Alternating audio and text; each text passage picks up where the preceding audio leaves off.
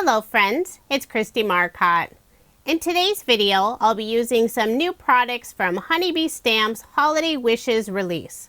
I have their Holiday Wishes paper pad, Pinstripes and Polka Dots holiday paper pad, the Winter Watercolor stamp and coordinating honeycut dies, Peace, Love, Joy stamp and coordinating dies, their Sweet Stacks ovals.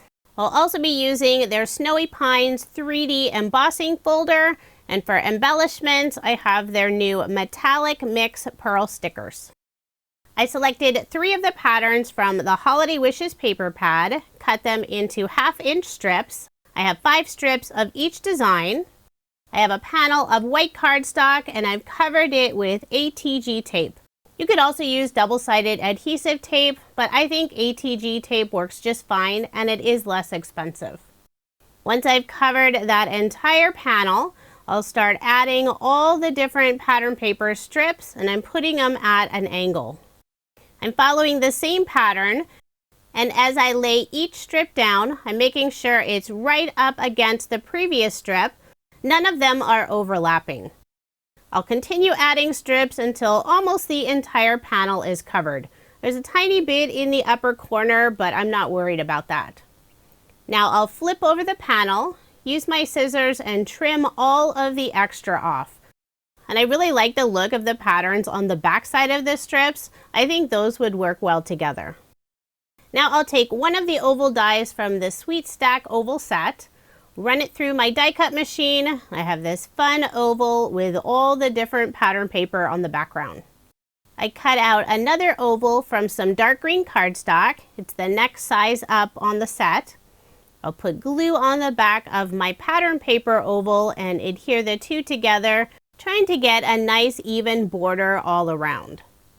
The nice thing about using glue, you have that little bit of wiggle time before it really adheres. I'll set the oval aside. For the background of my card, I selected a very light green polka dot design from the Pinstripes and Polka Dots holiday collection. And I embossed it using the new Snowy Pines 3D embossing folder. With such a light color for the background, the embossed design gets a little lost, so I'm using Honeybee Stamp's metallic gold ink.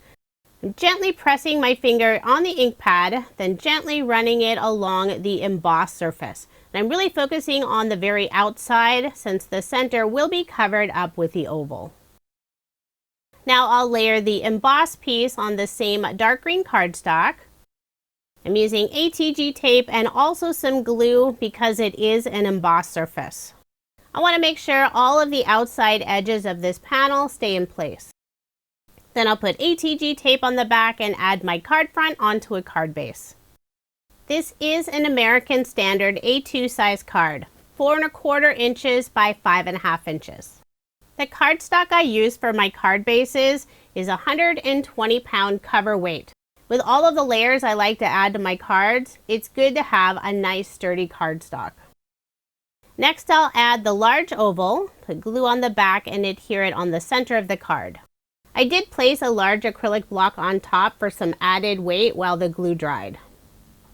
Now I'll start working on the images, and these are all from the new Winter Watercolor stamp set.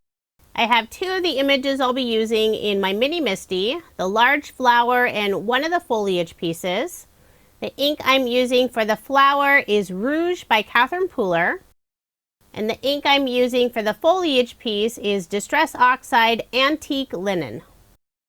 I'll ink both of those up several times to get a nice solid impression. Now I'll use the coordinating honeycut dies to cut both of those images out. It definitely helps when I grab the correct die to go around the foliage piece.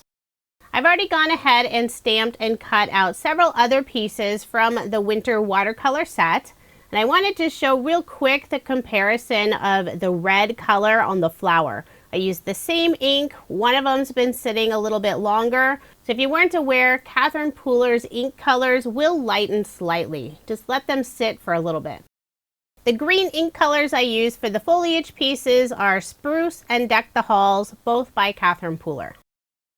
The red flower will be in the center, and I'll start tucking all the branches and foliage pieces underneath the flower. I'm not adhering anything down yet. I'll put 4 of the foliage pieces above the flower and 3 below, more on the right side. And you could trim off the stems of the branches and foliage pieces since they won't be visible. Since I did not cut off the stems, when I'm tucking some of the pieces underneath the flower, some of the other foliage pieces are moving out of place. I want to make sure all of the foliage pieces are mostly on the card. I don't like them hanging off the edge a lot, because otherwise the card won't easily fit in an A2 size envelope. Once I'm happy with the placement, I'll lift up the flower, put foam dimension on the back, then I'll place it on all the loose foliage pieces. Now I'll lift up that cluster, and I was hoping all of the die cut pieces stayed in place, but unfortunately they did not. But that's okay, it was easy to get them back in place. I'll add a little bit of glue underneath some of the pieces to make sure everything stays together. Then I'll flip over the cluster, put foam dimension on the back, remove the release paper, and add my flower with all the foliage pieces on the oval. I really like the new winter watercolor stamp set. The designs are nice and bold and no coloring required. It's also nice to have the coordinating dies. There is another flower image on the set. It's a similar design. I think it's just a little bit smaller. For a sentiment, I've already stamped out the word Noel. This is from the Peace, Love, Joy stamp set. I used the coordinating honey cut dies to cut it out. Using the same die, I cut out a second piece from some gold pearlescent cardstock. I'll glue the two together, creating this beautiful gold drop shadow underneath the sentiment. I'll be adhering the sentiment in the lower left-hand corner. Since the N and part of the O will be going off of the oval, I am adding some foam dimension. Using a little thicker foam dimension underneath the N and thin foam dimension under the O. Then I'll put glue on the back of the rest of the sentiment and adhere it in place. For embellishments, I'm using the Metallic Mix Pearl Stickers. This is a brand new set.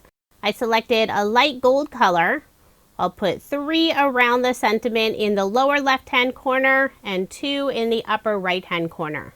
They do have adhesive on the back, but I'm adding a small drop of Barely Art glue since I am adhering most of them on an embossed surface. I want to make sure they stay in place. It's never fun to pull out a card to send to someone and realize some of the embellishments have fallen off. So there is my finished card, and I did make 2 using this design.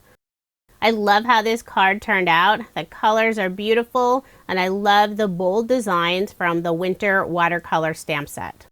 If you are interested in any of the products I used in this video, I do have links provided in the description box below.